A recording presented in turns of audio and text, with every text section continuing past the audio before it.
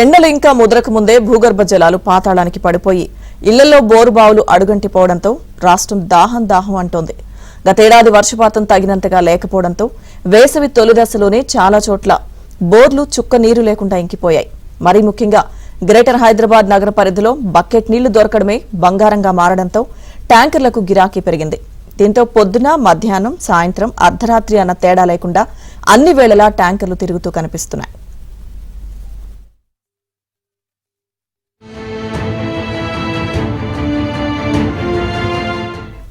ఈ పరిస్థితిని సొమ్ము చేసుకునేందుకు అక్రమార్కులు రంగంలోకి దిగారు. చెరువుల పక్కన ఖాళీ ప్లాట్లలో ఇలా ఎక్కడ పడితే అక్కడ బోర్లు వేసేసి కోట్ల కొద్ది లీటర్ల నీటిని పుడమి కడుపు నుంచి తోడేసి వేలాది ట్యాంకర్ల ద్వారా సరఫరా చేస్తున్నారు. ప్రాంతాన్ని బట్టి, అక్కడున్న నీటి కొరత తీవ్రతను బట్టి, పెరిగిన డిమాండ్ను బట్టి ట్యాంకర్ నీటి ధరను పెంచేసి వసూలు చేస్తున్నారు.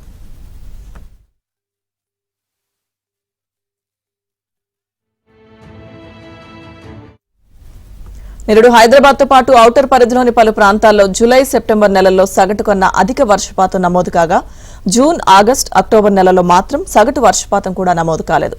నగరం కాంక్రీట్ జంగిల్ గా మారడంతో వర్షపు నీరంతా నాలాలు, డ్రైనేజీలు గుండా మూసీలో కలుస్తోంది.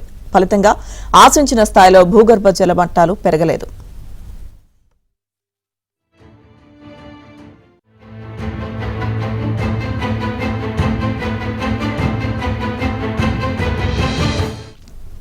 ప్రభుత్వ గణాంకాల ప్రకారం ఔటర్ పరిధిలోని 35 ప్రాంతాల్లో నిరుడు మార్చిలో భూగర్భ జలమట్టాలు సగటున 9.68 మీటర్ల దిగువనుండగా ఈ ఏడాది మార్చిలో ఆ సగటు 10.89 మీటర్లకు చేరింది.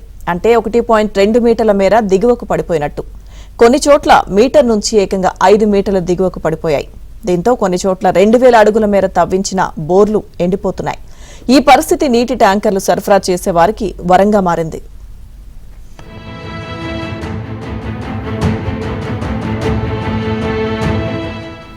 సాధారణంగా హైదరాబాద్ లో 5000 లీటర్ల వాటర్ ట్యాంకర్ ను water board customer account number ద్వారా బుక్ చేసిన వారికి 500కు పంపిస్తుంది.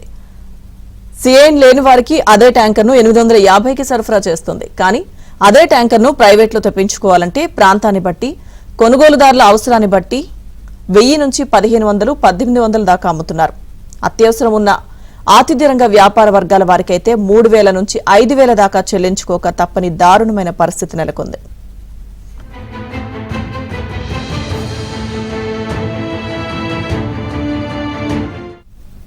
వాటర్ బోర్డు పరిమిత స్థాయిలో ట్యాంకర్లను సరఫరా చేస్తుండటంతో ప్రైవేట్ వ్యక్తుల వద్ద నీటి కొనుగోలు పెరుగుతున్నాయి. ఇదే అదనుగా వారు అక్రమ నీటి వ్యాపారాన్ని యథేచ్ఛగా కొనసాగిస్తున్నారు. చెరువులు, జలాశయాల పక్కనుండే ఖాళీ స్థలాలు, శివారు ప్రాంతాల్లోని ఖాళీ ప్లాట్లలో బోర్లు వేసి భూగర్భ జలాలను తోడేస్తున్నారు. ప్రభుత్వ విభాగాలు, స్థానిక రాజకీయ నేతల అండదండలు ఉండడంతో పగలు, రాత్రి అన్న తేడా లేకుండా నీటి దందా కొనసాగిస్తున్నారు.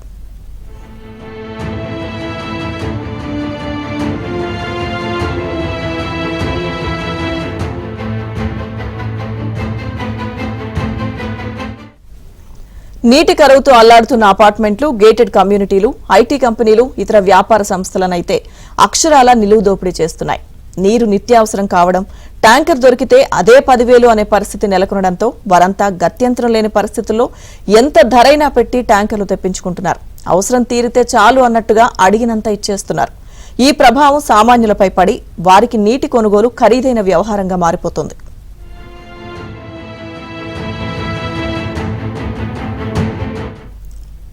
Water, land and trees act 2002 ప్రకారం ఇంటి అవసరాల కోసం బోరు వేసినా రెవెన్యూ విభాగం అనుమతి తీసుకోవాలి.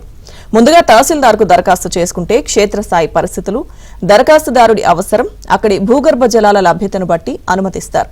ఇంటి నిర్మాణం కోసం సామాన్యులు బోరు వేస్తే ఈ చట్టాన్ని చూపి నానా ఇబ్బందులు పెట్టే రెవెన్యూ ఇన్స్పెక్టర్ సిబ్బంది అక్రమంగా 10ల సంఖ్యలో బోర్లు వేస్తున్న వారిని మాత్రం పట్టించుకోవడం లేదు. చర్యల సంగతి పక్కన పెడితే కనీసం అటువైపు వెళ్లేందుకు వారికి తీరిక ఉండడం లేదు. దీంతో వారి తీరుపై అనుమానాలు వ్యక్తమవుతున్నాయి.